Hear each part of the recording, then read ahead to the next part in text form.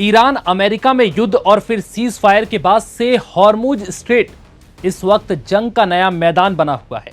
Iran का कहना है कि अमेरिकी और इजरायली हमलों से उसके देश को जो भारी नुकसान पहुंचा है, अमेरिका उसकी भरपाई करे, नहीं तो फिर वो खुद इस नुकसान की भरपाई हॉर्मुज से गुजरने वाले जहाजों से टोल वसूली कर पूरी करेगा। ईरान के बयान के बाद से ट्रंप और सनक गए। हाल ही में ईरान ने दावा किया था कि इस काम में ओमान भी उसका सहयोग कर सकता है। अब जैसे ही ये बात अमेरिका के राष्ट्रपति ट्रंप के कानों तक पहुंची तो उन्होंने ईरान के साथ ही ओमान पर भी हमले की धमकी दे डाली। ईरान पर इस धमकी का कोई खास असर नहीं पड़ा, लेकिन ओमान जरूर धमकी से सहम गया और ईरान के हालात को याद करते हुए उसने साफ कर दिया कि वो हॉर्मुज से टैक्स वसूली के मामले में ईरान का सहयोग नहीं करेगा। यानी ट्रंप की धमकी के बाद ओमान ने तुरंत सरेंडर कर दिया। अमेरिकी वित्त मंत्री स्कॉट बेसेंट ने इस बात की जानकारी साझा की। उन्होंने बताया कि ओमान ने स्वीकार किया कि वो यहां किसी प्रकार का कोई टोल नहीं लेगा और वो ईरान की इस योजना में किसी भी तरह से शामिल नहीं है। ओमान ने अमेरिका को भरोसा दिलाया है कि वो हॉर्मुज में लगने वाले टोल में ईरान के साथ नहीं खड़ा। स्कॉट बेसेंट ने बताया कि उन्होंने ओमान के राजदूत से फोन पर बातचीत की।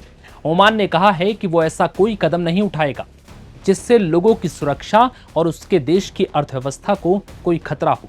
उन्होंने ये भी कहा कि अमेरिका और ओमान के बीच 200 साल से अच्छे संबंध हैं और हम चाहते हैं कि ये संबंध 200 साल और बने रहें। बता दें कि इससे पहले ट्रंप ने धमकी भरे लहजे में कहा था कि हॉर्मुज में ओमान को ठीक से व्यवहार करना होगा, वरना हम उसे उड़ा देंगे। पत्रकारों से बात करते हुए ट्रंप ने साफ किया कि हॉर्मुज सबके लिए खुला रहेगा।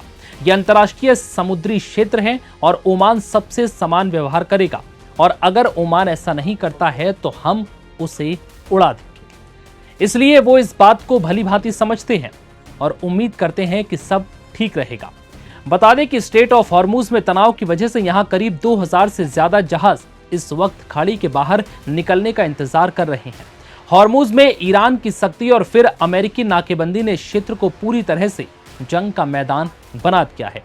एक तरफ ईरान का कहना है कि उसकी मर्जी या परमिशन के बिना एक भी जहाज हॉर्मुज पार नहीं कर सकता और गलती से किसी ने भी ऐसा करने की कोशिश की तो उस जहाज को तुरंत डुबो दिया जाएगा। तो वहीं दूसरी तरफ हॉर्मुज में अमेरिकी नाकेबंदी ने इस जंग में आग में घी डालने का काम किया है।